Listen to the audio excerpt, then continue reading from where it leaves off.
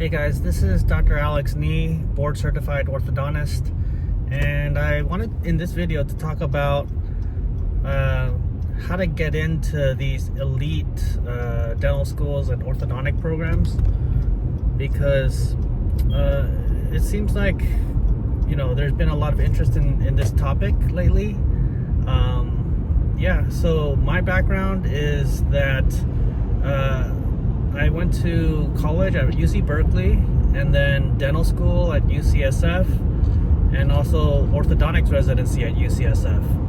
And most people would consider this to be pretty prestigious. Like, UCSF is known in the healthcare and medical field as probably one of the top schools in the whole nation. So I might have some insight into this whole process of how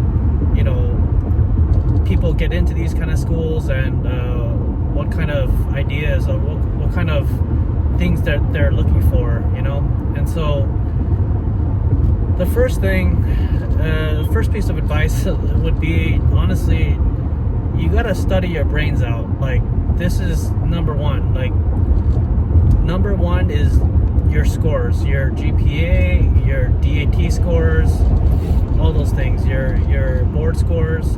These things matter a lot. Like, for example, that's just kind of like a bar that a lot of dental schools and a lot of these programs set.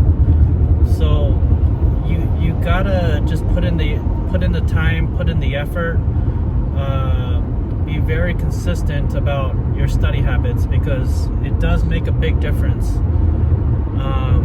It opens a lot of doors for you, like a high GPA, a high board scores. It'll definitely take you pretty far. So that would be number one. Like, you just need to study your brains out. That would be my first piece of advice.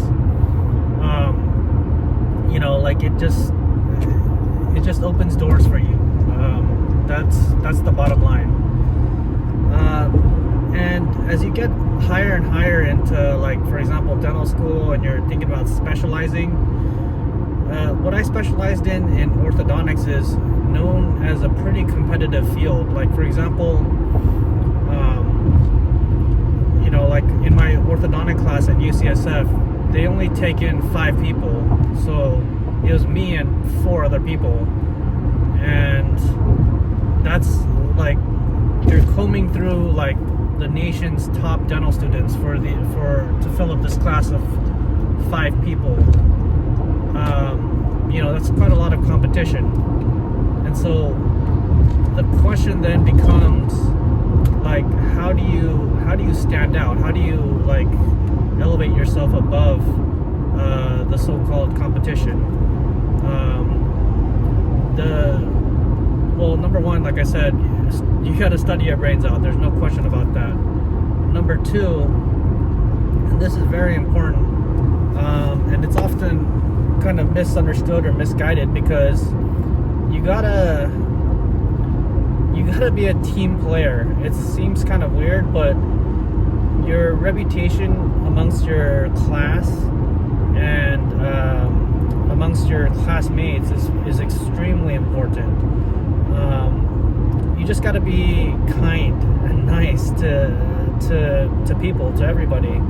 It seems like the most straightforward thing, but to be honest, we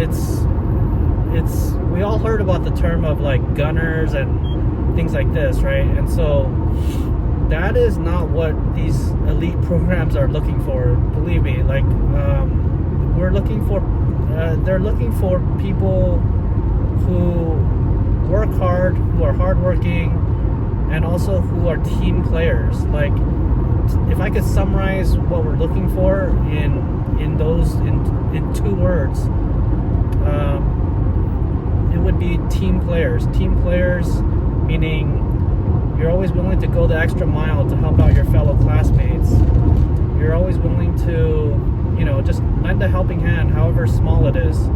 and it does go a long way. It carries your reputation, everything like that. So basically, to summarize, that would be the two main things. It would be, number one, be hardworking so that you get good grades and you get good scores, so your foot gets in the door.